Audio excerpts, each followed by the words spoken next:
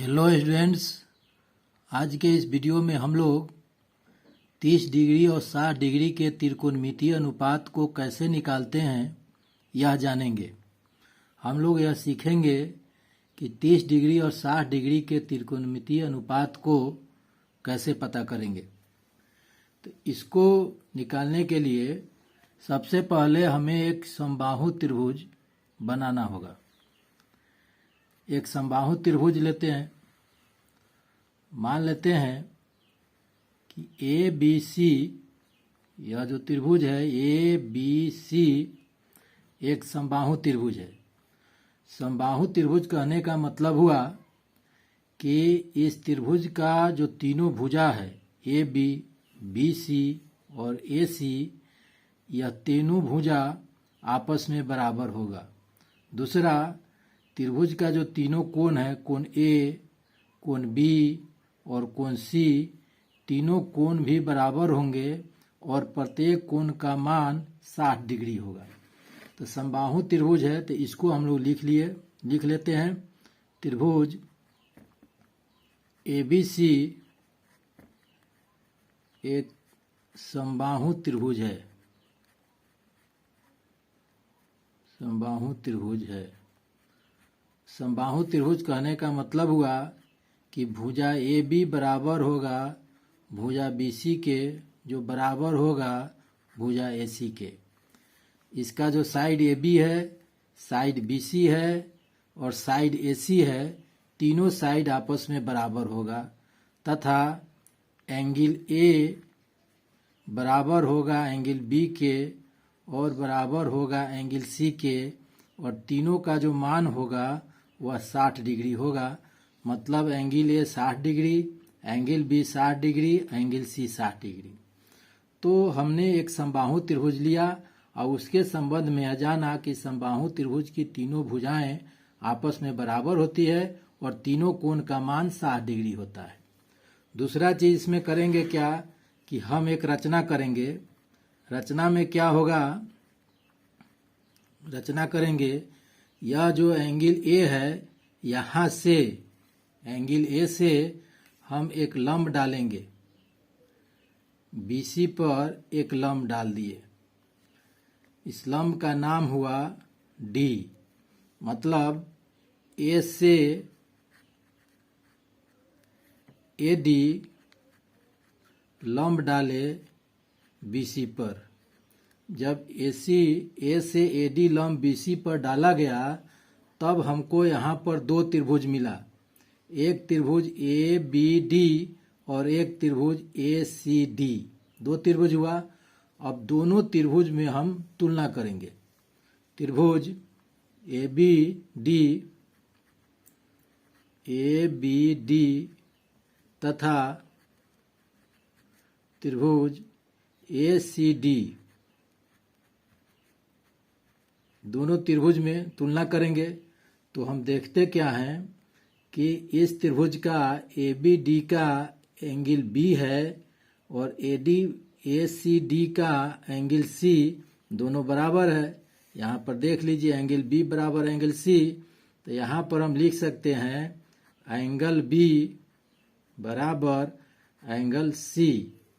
चूंकि त्रिभुज क्या है, बराबर क्यों हुआ, इसलिए बराबर हुआ कि त्रिभुज समबाहु है। त्रिभुज समबाहु है। दूसरा, यहाँ देखिए, यहाँ पर ए से लंब डाले हैं AD, भुजा BC पर, साइड BC पर एक लंब डाले हुए हैं AD। तो लंब डालने का मतलब हुआ कि यह कोण भी 90 डिग्री और यह कोण भी 90 डिग्री। तो मतलब यह हुआ कि ADB यह एंगल, ADB यह एंगल बराबर होगा ADC इस एंगल के। यह एंगल और यह एंगल दोनों आपस में बराबर होंगे। तो यहाँ पर हम लिख सकते हैं एंगल ADB बराबर एंगल ADC। ऐसा क्यों है, दोनों बराबर है, चूंकि दोनों 90 डिग्री है। और रचना से हम इसको लिख सकते हैं, चूंकि हमने रचना किया है कि इस पर हमने लंब डाला है, तो लंब डाल दिए हैं तो 90 डिग्री का होगा। तीसरा चीज देखिए, इस त्रिभुज का ए बी डी का यह जो साइड है ए डी और ए सी डी का यह जो साइड है ए डी, मतलब ए बी डी त्रिभुज में भी साइड ए डी है और ए सी डी त्रिभुज में भी साइड ए डी है। इसका मतलब ए डी दोनों त्रिभुज में है, तो ए डी बराबर ए डी, इस त्रिभुज का एक त्रिभुज का ए डी, दूसरे त्रिभुज में भी ए डी, दोनों त्रिभुज में ए डी है।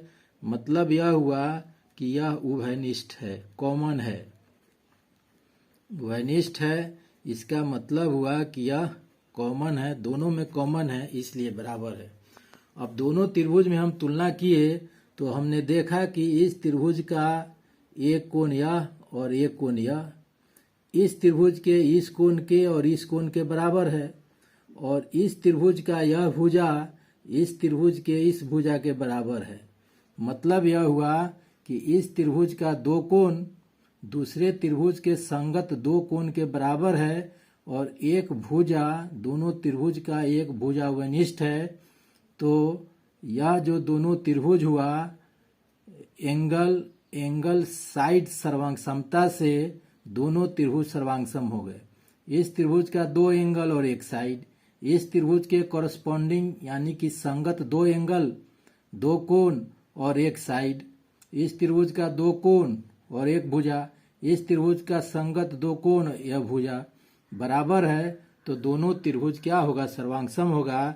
इसलिए हम लिख सकते हैं ए एस सर्वांग समता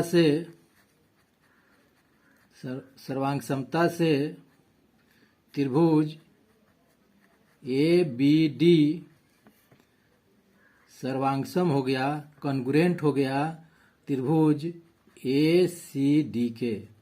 जब दोनों त्रिभुज सर्वांगसम हो गए, इसका मतलब क्या हुआ, इसका मतलब हुआ कि इस त्रिभुज का जो तीनों कोण है इस त्रिभुज के संगत तीनों कोण के बराबर होगा।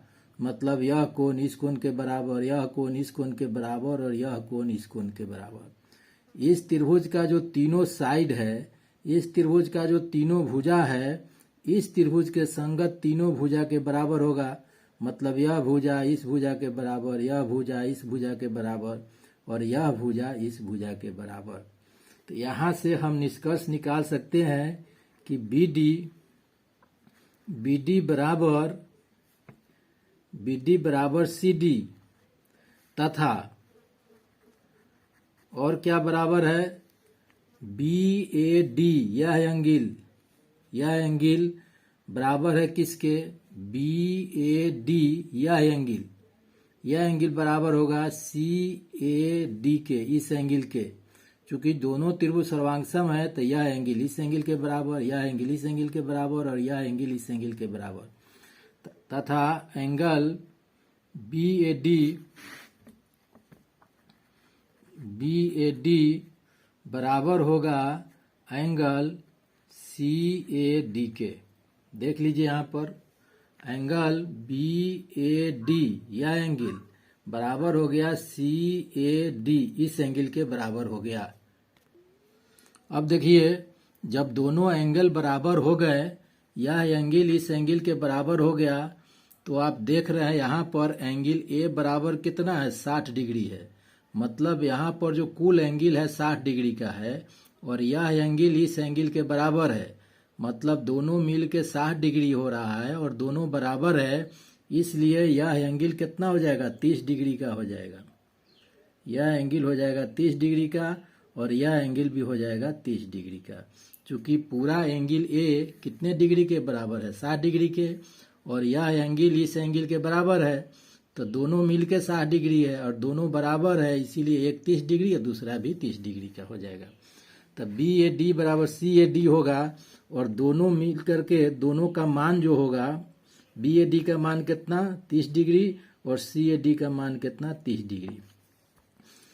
अब इसके बाद जब दोनों त्रिभुज सर्वांगसम हो गए और दोनों सर्वांगसम त्रिभुज के जो पार्ट हैं सीपी सीटी से यह दोनों बराबर हो गया, सीपी सीटी corresponding part of congruent triangle.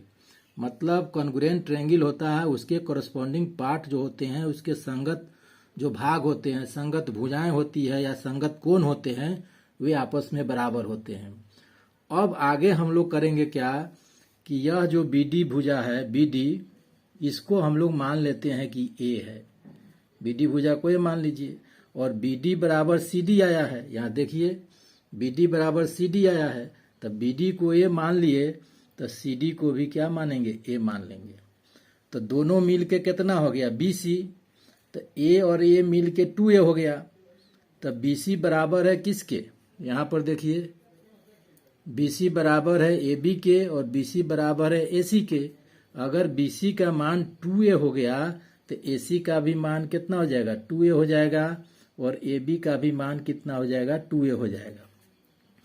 इसके बाद हम AD जो भुजा है, यहाँ जो AD भुजा है, इसका मान निकालेंगे।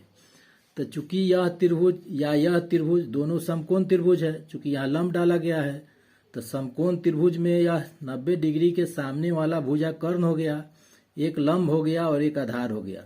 तब पाइथागोरस प्रमेय से हम AD का मान निकाल सकते हैं। तो यहाँ पर हम लिखेंगे पाइथागोरस प्रमेय से,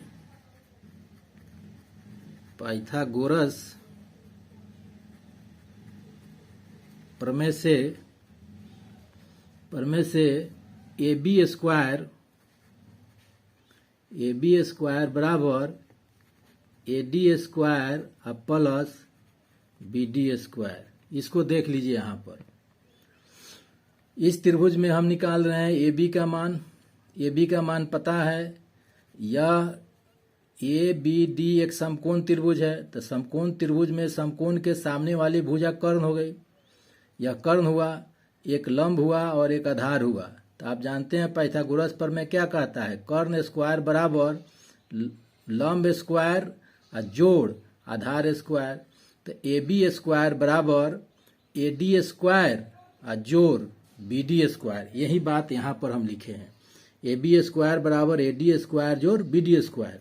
तो AB का मान कितना है, 2A है। तो 2A स्क्वायर बराबर AD का मान कितना है, AD का मान निकालना है हमको। तो AD स्क्वायर और BD का मान कितना है, A है, तो A स्क्वायर। तो 2A स्क्वायर को हम कितना लिख सकते हैं, 4A स्क्वायर बराबर AD square plus A square. अब A स्क्वायर को इधर लाएंगे तो 4A square minus A square बराबर AD स्क्वायर। तो कितना हो जाएगा, 3A स्क्वायर हो जाएगा बराबर AD स्क्वायर। अब AD का जो मान हम निकालेंगे तो इधर से स्क्वायर हटेगा तो इस पर रूट चढ़ेगा, 3A स्क्वायर का रूट ओवर। तो 3A स्क्वायर का रूट ओवर होगा तो √3, स्क्वायर हटेगा तो इसका रूट हटेगा, तो AD का मान हमको मिल गया। AD बराबर √3A, मतलब यह जो AD भुजा है, यह जो AD भुजा है, इसका मान आ गया √3A, या इसको ऐसे लिख सकते हैं A√3। तो हमको सभी भुजा का मान मालूम हो गया। अब हमको साइन कॉस टैन मतलब त्रिकोणमितीय अनुपात को निकालना है।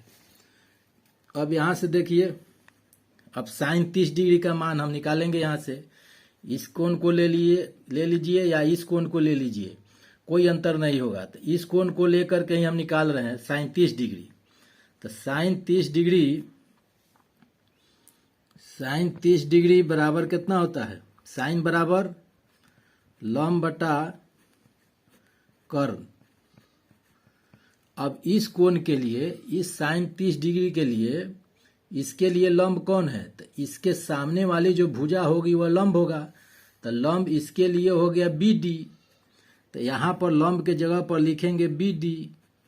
अब बटा कर्ण देख लीजिए कौन होगा, इस त्रिभुज के लिए कर्ण हो गया AB, यह AB कर्ण हो गया। तो लंब बटा कर्ण हुआ BD बटा AB।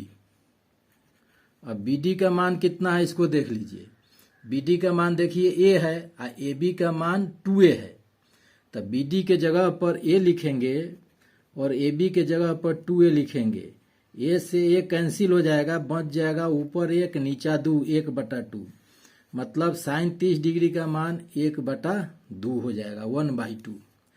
उसी तरह कॉस 30 डिग्री का मान निकाल लीजिए।